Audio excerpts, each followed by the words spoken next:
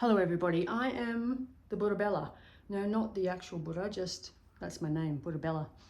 And we're going to talk about the law of attraction today and what it is missing out on. You may have heard this before, but this is an important aspect that is always overlooked, often overlooked. Not by everyone, you can't stick everyone into the same category, but people do overlook this because they go for the quick fix. Why? Because we demand the quick fix. But anyway, so what does the basic superficial, and I mean superficial as in, you know, the surface layer, not as in a negative superficial. So what does the superficial law of attraction teaching teach you? Well, it teaches you, what do you want? Go after what you want. What do you want? And that's not necessarily a bad thing. It's at the basis of what I do. You know, I think that is a very important thing to focus on in life. What do you want? Because if we're sitting there focusing on what we don't want all the time, are we actually creating what we do want? We're not really creating what we do want. So we focus on what we do want, but there is something that was kind of ignored in those basic teachings from that book, you know, the book The Secret and everything like that. And I have heard it since as well from other people. And I have theories on that, and I'll give you those theories in a minute. But they ignore what? These underlying factors from your psyche, these dark places, these shadow, you know, areas of your psyche that you're maybe unconscious of, not aware of. And those are important factors to look at. And I thought about why, you know, I had these theories on this, why they choose to ignore these aspects. And I have two theories. They're just theories. They're just my ideas because I don't know these people. But at the same time, I have heard this out of people's mouths. You don't need to worry about the beliefs. You don't need to worry about the underlying fears. Just ignore them. Push them aside. Focus on how you feel. Focus on your thoughts. Just focus on those sorts of things. I've even heard people say, don't even take action. Just put it into the hands of the universe and the universe will take care of it. The universe will bring you the Ferrari. We don't need the Ferrari. We need something that's more important. But this is the thing. Thoughts are energy. Emotions are energy. Beliefs are energy. Everything is energy. And we have to have those three components to deliver the outcome, to deliver or receive the manifestation. You cannot do one on its own, two on its own, and ignore the third one. So I have actually heard out of people's mouths that, you know, you don't have to do anything. You can just let the universe take over. And this might just be an interpretation error on certain things.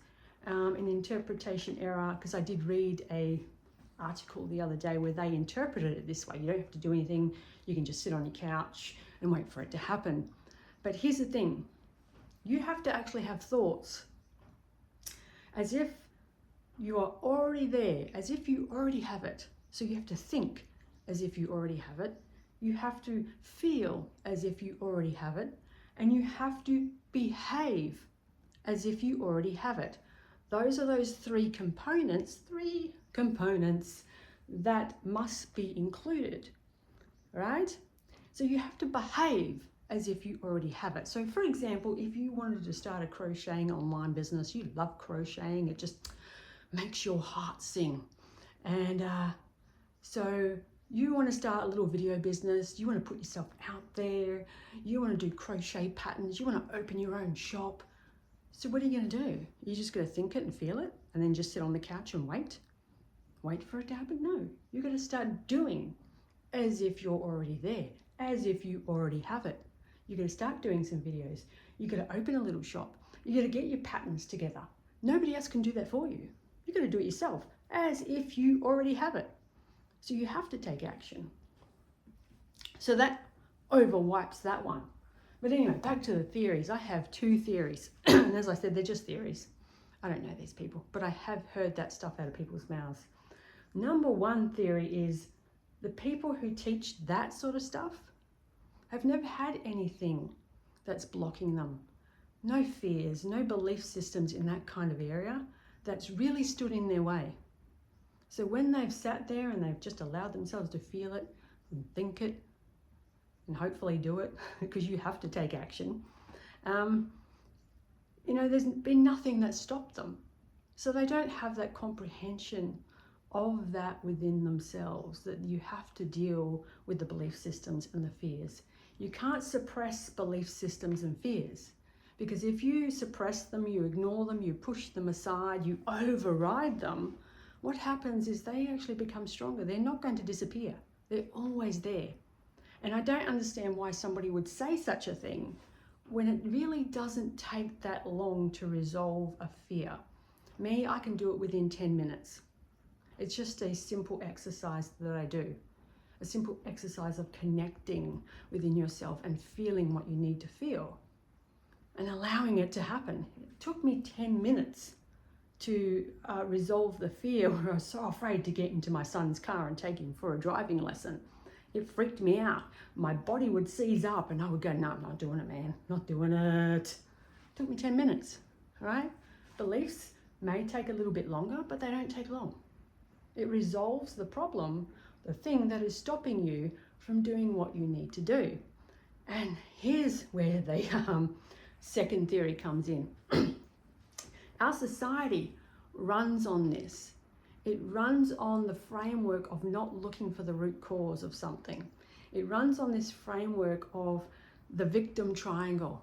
So in the victim triangle, that's what I'm going to call it, because that's what I remember, not the person who invented it, when he probably wasn't the first person anyway. But the victim triangle is like, there's the perpetrator up here, which is the problem. Then you are the victim of the problem. And then there's the hero over there, the person that comes up with the solution. And you will see this in all society. You see it with the government. The government does it all the time. And they even come up with the problem first. They create the problem and then create the solution. Corporations do it. You see it everywhere in advertising, in even small businesses. All right, they create this problem, solution. You're the victim. Do not ever go to the root cause scenario.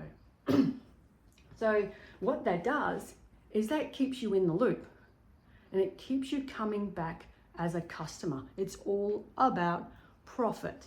So those are my two theories. They're damn good theories, and I love them.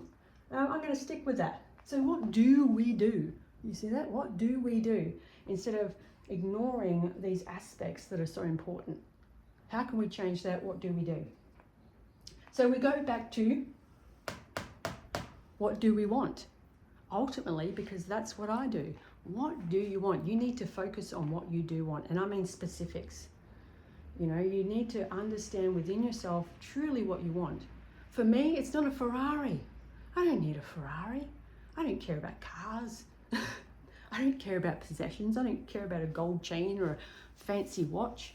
What I care about is peace and fulfillment, and to have a meaningful life according to me, in my own way.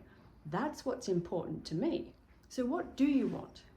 So if you want what like I want, you're going to set about envisioning that, writing it down. Be very specific. In what way do you want that? How do you want it? And then comes the kicker. You need to know why.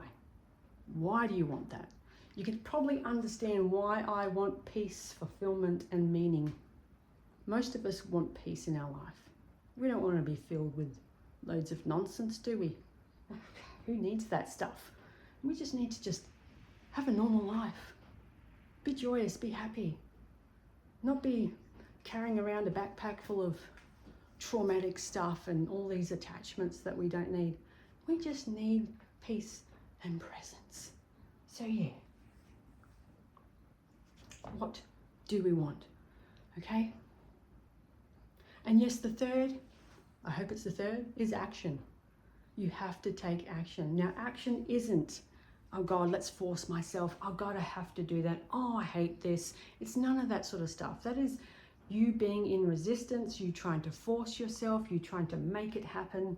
We don't need to do that. We need to relax, open ourselves up to what is, and let the universe as such, God, source, consciousness, just be. We need to just allow ourselves to move with the flow and go with the flow. So for me, or for you, or for the person who loves the crocheting business, okay, they're just going to do what they love to do. And they're going to put it out in there, out into the world. And they're going to let go of the end result. So I'm going to do this video. I'm going to put it out there in the world. And I'm not going to obsess about it. I'm not going to freak out about it. I'm not going to watch the numbers every day and go, oh, is there somebody watching my video? Oh God, what am I doing wrong? That's me sitting in fear. I'm just going to put it out there and I'm going to let it go.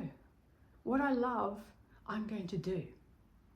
And then whatever happens, happens. That's exactly how to do it. That's how to take action. So that's what we do. But I will say, what will happen is something that's very important, and this is where, this comes into play. This pen, dodgy. We're going to get a different pen.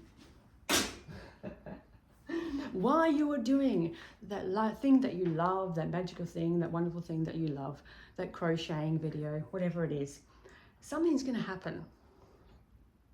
The same with me. Something happened within me. And what will happen is resistance will pop up. Fears will pop up. Beliefs about yourself will pop up.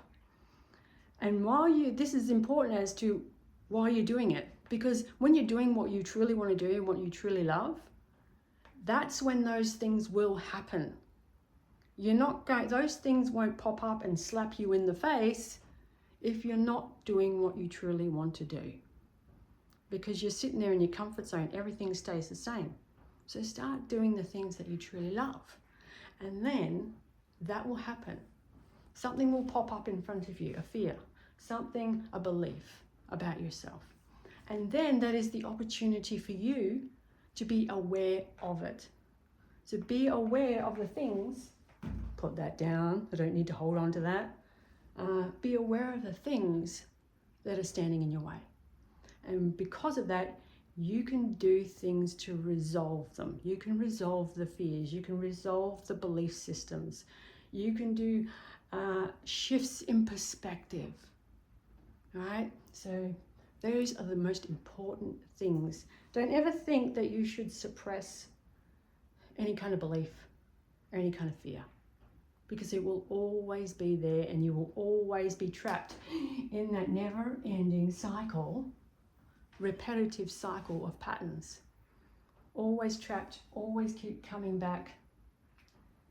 The fear is always going to be there. And I do know that you can resolve fears. I've done it myself. Belief systems, gone. It's possible, absolutely possible. Once you resolve the belief, the behavior goes with it.